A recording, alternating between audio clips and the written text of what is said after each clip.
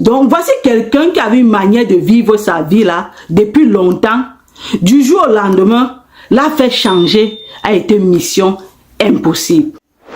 Femmes, les femmes célibataires, les femmes divorcées, les femmes monoparentales, approchez, ce sujet vous concerne.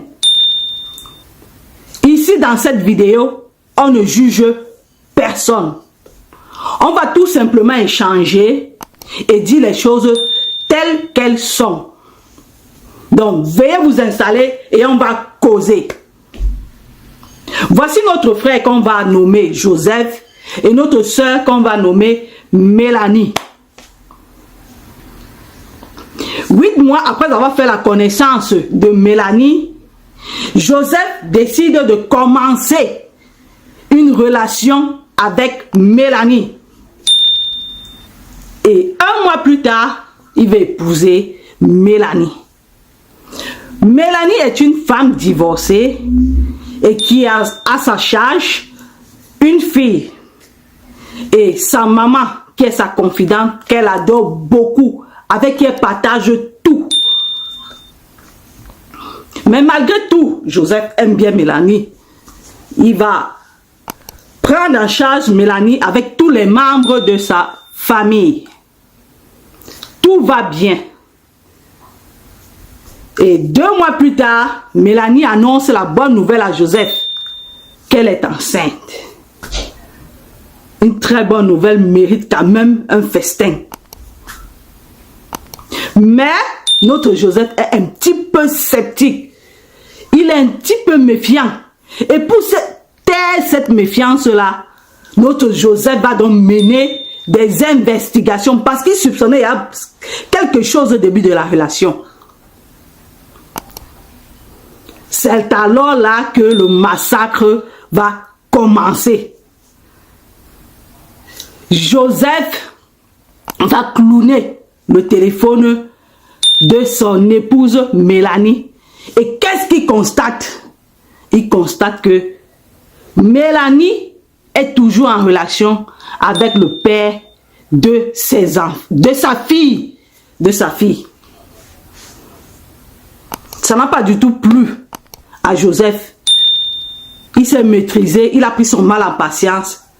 Et un jour, il décide donc de parler avec Mélanie. Il dit à Mélanie ceci. C'est une très bonne nouvelle.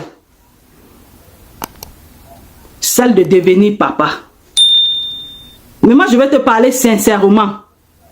Si c'est mon enfant, tu vas accoucher. Mais si ce n'est pas mon enfant, tu vas faire une fausse couche. Mélanie n'a pas du tout aimé ça. Elle a commencé à soupçonner quelque chose. Elle expliqua à sa maman. Sa maman a dit, calme-toi. Chose dit, chose faite. 3 mois plus tard, notre Mélanie fait une fausse couche. Ça n'a pas du tout plu à Mélanie. Mélanie était rongée. Ça l'a vraiment fait mal. Pour digérer son deuil et sa souffrance, ça l'a pris presque 6 mois. Elle a digéré son deuil, elle a digéré sa souffrance. Mélanie, avec la complicité de sa mère, décide encore de mettre un nouveau plan. Tout en ne sachant pas que son téléphone est cloué. Donc, tous les messages qu'elle échange, que ce soit avec le père de son enfant ou avec ses amis, donc son époux Joseph, il lit tous les messages, il voit tout ce qui se passe. Donc lui sait déjà que Mélanie va lui tendre encore un nouveau piège. Mélanie avait la complicité de sa maman parce que sa maman est motivée du fait que dans ses relations où elle va là, on lui donne un peu de l'argent. Donc c'est ça qui motive un peu sa maman. Bon, avec la complicité de sa maman, donc, Mélanie s'entend que elle va aller voir le père de son enfant tout en disant à son époux Joseph que ça fait longtemps que sa fille n'a pas vu le père de son enfant. Elle part donc voir Joseph. Elle explique à Joseph que sa fille a besoin de voir son papa. Et avec l'appui de sa maman, Joseph, sachant que ce n'est pas vrai, il finit par céder. Joseph dit ceci: ma femme, c'est une femme trop paresseuse. Quand elle dort, si elle se réveille tôt, elle prend son téléphone, elle se balade dans les réseaux sociaux. C'est à 11 heures qu'elle pense au programme de la journée. C'est ça qu'il explique. Ou alors, soit elle dort, elle se réveille tard. Mais si elle se réveille tôt, elle va dans les réseaux sociaux et à partir de 11h, 12h, elle programme maintenant ce qu'elle va faire en journée. Mais il avait remarqué que le comportement de sa femme avait changé. Elle est allée faire des courses, elle s'est acheté des nouveaux sous-vêtements. Et comme par hasard, elle commençait à se doucher très tôt le matin. Elle se parfumait. Il trouvait ça un peu louche. Bon, maintenant le jour qu'elle devait aller voir sa fille est venue. Elle informe son époux qu'elle va aller voir le père de sa fille. Le père de sa fille accepte tout simplement, il dit que oui. Et il me dit ceci: Anne, comme j'avais toutes les informations dans son WhatsApp, j'avais le nom de l'hôtel, j'avais le numéro de la chambre. Ce jour-là même, je ne suis pas partie au travail parce que je voudrais vérifier ça. J'avais hâte de vérifier tout cela moi-même et de mettre fin à ce mariage-là. Donc je ne suis pas partie au travail ce jour. Quand elle m'a dit qu'elle partait voir le père de ses enfants, j'ai tout simplement accepté naturellement. Et elle n'a même pas soupçonné quelque chose. Donc, elle a pris l'enfant, elle est allée chez le père de son enfant, comme elle a dit. Mais, après avoir laissé l'enfant chez le père de son enfant, elle quitte. Elle part maintenant à l'hôtel où elle avait dit, puisqu'elle avait donné une date, elle avait donné l'heure, elle avait fait une réservation. Elle va à l'hôtel. Je suis restée à la maison. 30 minutes plus tard, je me suis décidée, elle est suivie. C'était pas facile pour moi. Mais je me suis décidée, je voulais vraiment mettre fin à cette relation. Il me dit, j'ai pris mon courage. Je suis allée à l'hôtel. Je me suis dirigée directement dans la chambre. Il me dit, j'arrive devant la porte de la chambre. J'ai transpiré comme je n'avais jamais transpiré de ma vie. J'ai transpiré. Je voulais partir. Je ne voulais pas affronter la vérité en face. Mais il fallait que j'affronte cela pour mettre fin à tout. Il dit ceci, j'ai cogné. Toc, toc, toc. On n'a pas ouvert la porte. J'ai toqué, on n'a pas ouvert la porte. J'ai insisté. Il dit que la personne qui ouvre la porte, c'est son épouse Mélanie. Quand Mélanie le voit, elle est étonnée. Il me dit ça.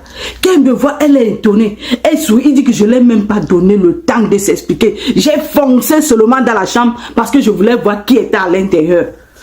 J'arrive de ma surprise. Qu'est-ce que j'ai vu? C'était pas le père de son enfant. J'ai vu deux femmes en serviette. Donc en plus de me tromper avec le père de son enfant, elle me trompait avec d'autres personnes. Le courage, même parler même, m'a dépassé. J'étais dépaysée. J'étais dépaysée, j'étais déboussolée. Je suis sortie directement, je suis partie à la maison. À l'autre travail, je ne partais plus. Je suis entrée en dépression. J'ai rangé les affaires de Mélanie et de sa fille. J'ai mis dans la valise. Elle est revenue. Ce n'est pas le même jour qu'elle est revenue. Elle est revenue le lendemain. que Mélanie s'excuse, Mélanie ne s'excuse pas. Elle me fait comprendre, de toutes les façons, la relation était à mort depuis. La relation était à die depuis, c'était à fini depuis. C'est ça qu'elle dit. De toutes les façons, la relation était à fini depuis lors que j'avais perdu mon enfant. Et toi aussi, tu n'es même pas fort aux fesses. Quoi? On peut dire quelque chose comme ça là, avec un homme qui t'a épousé et qui a pris en charge la mère, qui a pris en charge ta mère et ta fille. Donc, tellement j'ai manqué le travail que j'ai fini par perdre mon travail. Et j'ai aussi perdu le mariage. Dites-moi, si ça avait été vous à la place de Joseph, qu'est-ce que tu aurais fait après une telle trahison? Est-ce que vous avez déjà vécu la même situation? Écrivez-moi dans les commentaires. En Afrique, on dit ceci. Lorsqu'on bois a longtemps séché, même l'eau ne peut plus redresser ce bois. Donc, voici quelqu'un qui avait une manière de vivre sa vie là depuis longtemps. Du jour au lendemain, l'a fait changer a été mission impossible. J'attends vos réactions dans les commentaires. Partagez la vidéo au maximum. Partagez la vidéo au maximum. Likez. Abonnez-vous. On se voit à la prochaine vidéo. Ciao.